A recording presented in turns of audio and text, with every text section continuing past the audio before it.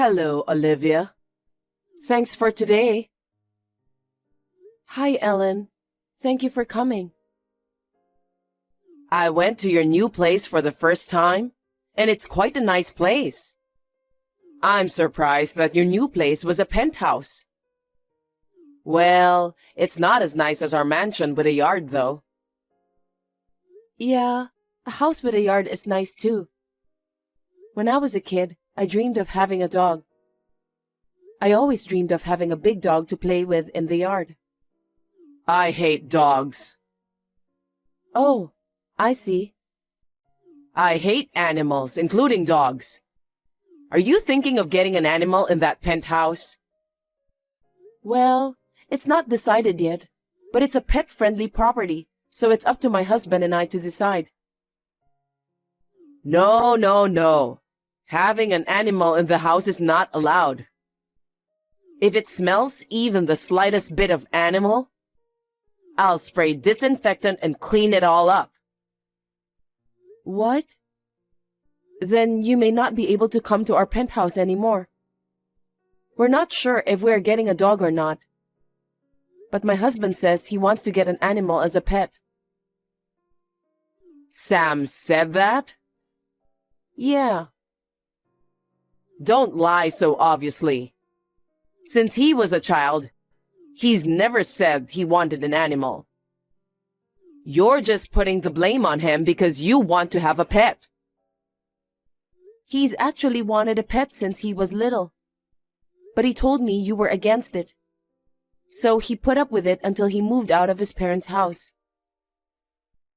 Now you're blaming me. I can't believe you. You married my son and you're living in a penthouse as newlyweds. I thought even you, a poor person, were finally getting used to our upper-class lifestyle. I knew that a poor person like you, no matter how you try to fix it, would still be poor. Please don't say that. It's true that my father is not a CEO like your husband. He's just an ordinary office worker. But he put me through college and gave me a good life. He is a kind father. No matter how kind he is, without money, you can't buy things with kindness, can you? Or maybe. Are there any stores for poor people where you can buy things through kindness rather than money?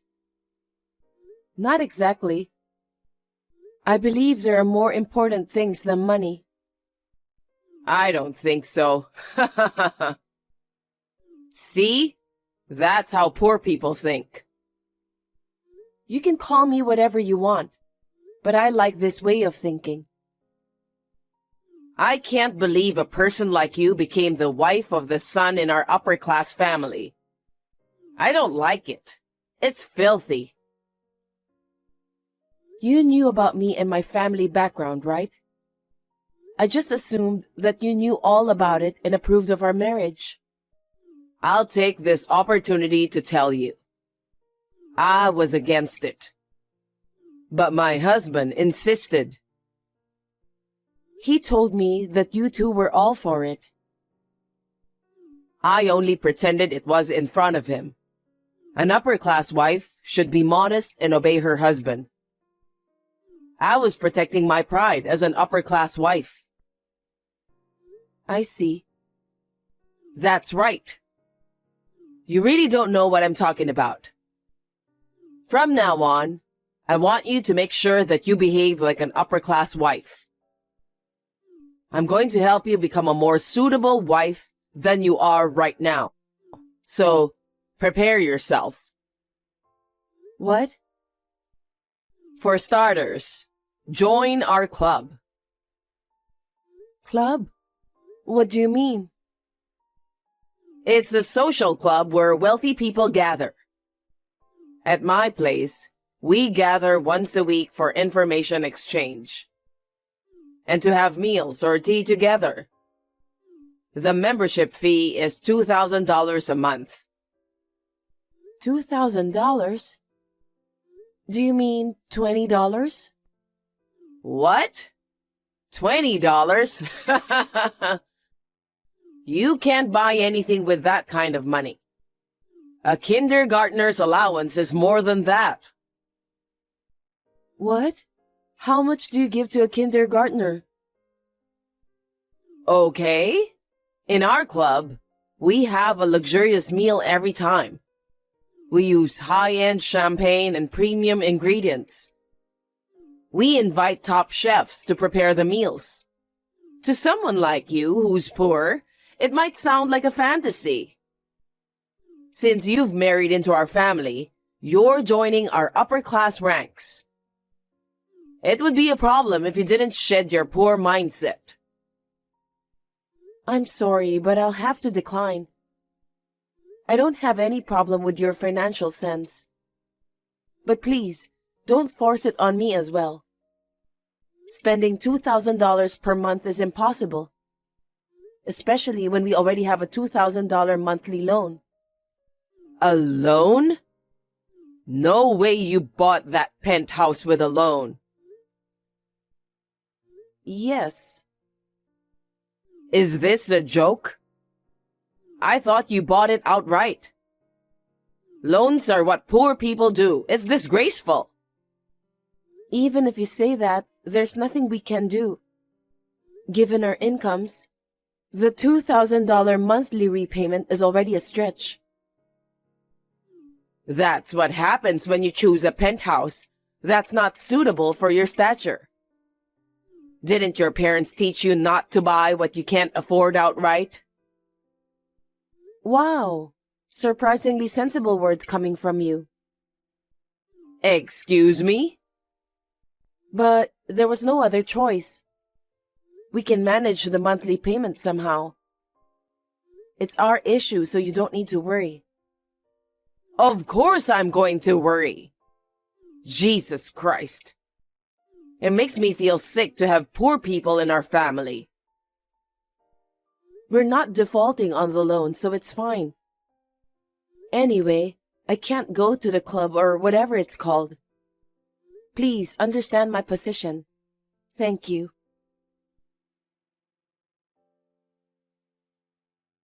Olivia, can you come to my place this weekend? I have a noble gathering with all my relatives. Do you mean that club you mentioned the other day? If so, I believe I declined.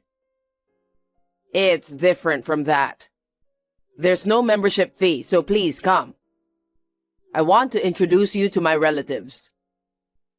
Despite the difference in our family backgrounds, you've married into our family. I want you to engage with us and experience the atmosphere of the upper class. I understand. Wonderful. Well, then come to my house at noon. I'll be looking forward to seeing you.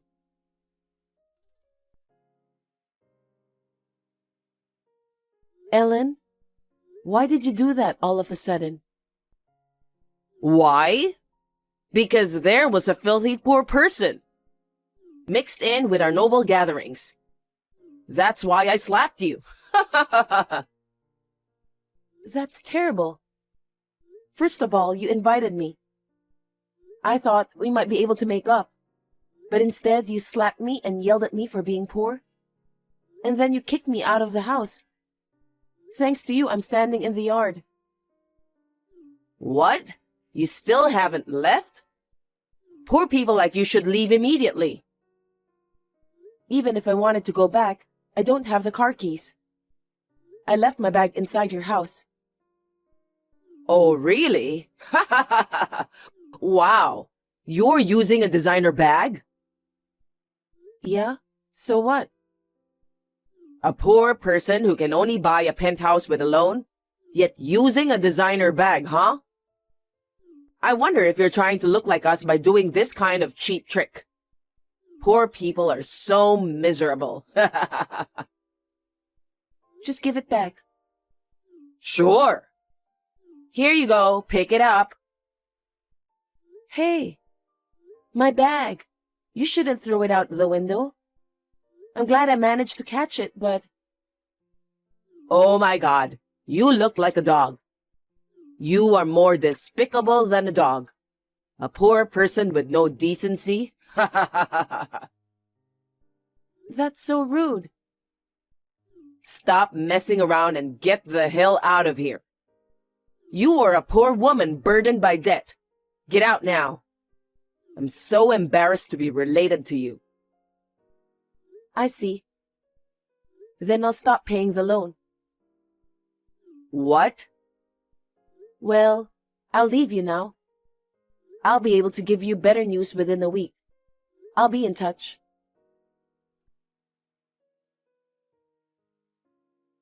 Ellen, we've decided to stop paying the $2,000 monthly loan. I thought I'd let you know. What? You guys have the financial capacity to pay it off in one lump sum?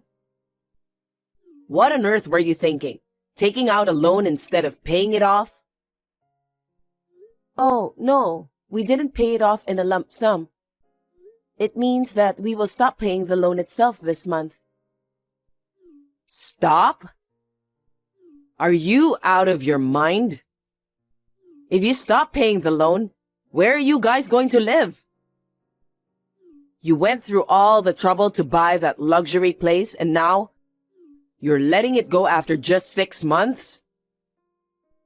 We don't plan on letting go of the penthouse. We've already paid for it. What? What are you talking about? You said you bought the place with a loan. You said you were paying $2,000 a month. That was a lie. A lie? I saved up the money with Sam before we got married. We bought our place with a lump sum payment when we moved in. The $2,000 a month I'm paying is the mortgage on your house. What? I was told not to tell you, so I accidentally mentioned the loan before, and I couldn't correct the misunderstanding about it. But that wasn't about the penthouse. I was talking about the mortgage on your house. I don't understand. It was my husband who bought our house. He's a president and super wealthy. That's why he bought it in full with cash. There's no way he would have taken out a loan like a poor person. If he were that kind of a man, I would never have married him. Exactly. It's because of that way of thinking. What? According to him, around the time of purchasing the house, the company's business wasn't going well. There wasn't enough financial stability for an all-cash purchase. However, because you look down on loans as something only poor people do, it seems he pretended to pay in full, but secretly took out a loan. It's a 40-year loan with a monthly repayment of $2,000. And there are about 5 years left. Oh no. I can't believe my husband was actually doing the same thing as the poor people. I thought our house was a beautiful house. But it turns out to be a house still not fully paid off with a loan? This can't be true. Well, he secretly came to our new home after we moved in. And he confessed this to us. He also apologized sincerely to us, asking us not to tell you, and requested us to take over the remaining loan secretly. Why would he do that? Even if our house had a loan, there's no way my husband is so poor he can't afford $2,000 a month. He's the president of a company. It seems the company's business is deteriorating again. So what if it's deteriorating? It's not like there's no income and his actual earnings haven't decreased. It just hasn't visibly decreased in your eyes. In reality, he has been dipping into his savings to manage everyday expenses. The biggest expense in the household seems to be your $5,000 monthly allowance. He said you would get angry and wave a knife around if he tried to decrease it. So he says he can't do anything about it. What? So is my husband's company really in a bad situation? I can't believe it. There's no way that's true. We should have bought a house within our means instead of showing off. I should have been honest with her about the loan and the business. He said that to us in tears, regretting his actions in his younger days. Considering our income, the $2,000 monthly loan was tough, but he sincerely apologized to us and asked for help. So we discussed it with Sam and agreed. We believed there were more important things than money, so we were okay with making a little sacrifice to help him. Well then, keep paying from now on. Why are you telling me to stop now? You slapped and yelled at me in front of the relatives, didn't you? After that incident, including Sam and your husband, we all agreed that we couldn't let you get away with it any longer. From now on, we'll deduct the loan from your allowance forcibly. What? Also, the total amount of the allowance will be reduced. You will only receive $1,000. Only $1,000? That's no way to make a living. You can. It's enough to live alone. Since rent isn't included in the $1,000, there should be enough. Fine then. It's not like it matters if the allowance is reduced. If I need more, I'll just ask my husband. For shopping, I can just use my husband's card. Wait, what are you misunderstanding? Of course he will be leaving the house.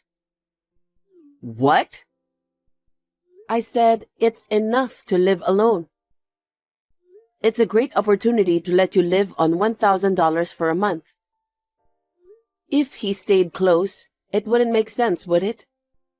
Plus, it would be troublesome if you started waving a knife to him. He has already moved to a safe place. He took all his cards, money, and valuables with him. Why would he do something like that? Is he trying to starve me to death? No one can starve on $1,000. You said that an upper-class wife should obey her husband, didn't you? I don't think that way, but people have their own ways of living. Well, you are the one who said so, so you should own your word. You can do that, right? This is unbelievable. I can't accept this reality.